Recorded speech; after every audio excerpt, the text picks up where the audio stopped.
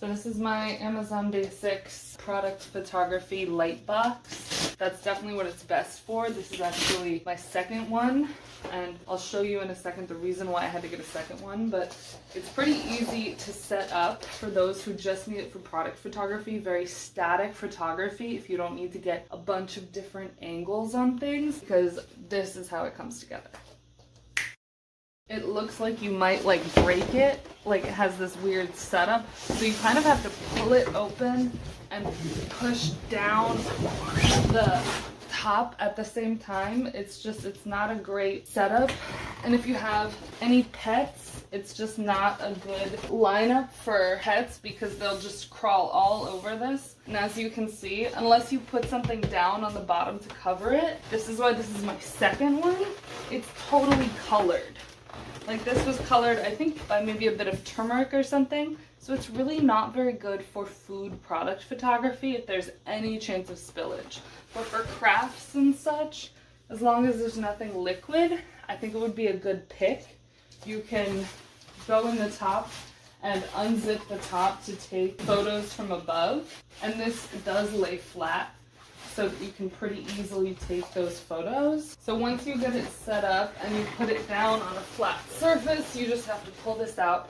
It's not great for pets because if your pets like to jump into boxes like my cats do, they'll just sit there and they'll get hair all over it. It's pretty huge. You really can't just keep it on a chair for a flat surface. You need to have a table or something else where you're putting it up so it stays, because it has a pretty solid construction, but again, it's really best for taking any kind of straight-on photos. And while the light itself does get pretty bright, the bottom section, unless you're covering it with something else, and also taking into account this kind of back portion that isn't very hideable, it's very much seen on photos, this crease in the back. So not only does it stain a bit, it also can get creased. So it's just not very good for food photography. But if you have any kind of products that you're taking photos of and you have a lot of props in the back, it does a really good job with that.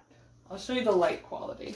So this is what the light box looks like when it's all set up. It is very bright, but again, easily stained.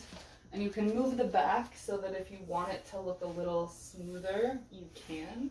But for the most part, it's just a pretty bright light, and you see the shadows when they're coming down. So you want to take a very consistent head-on shot.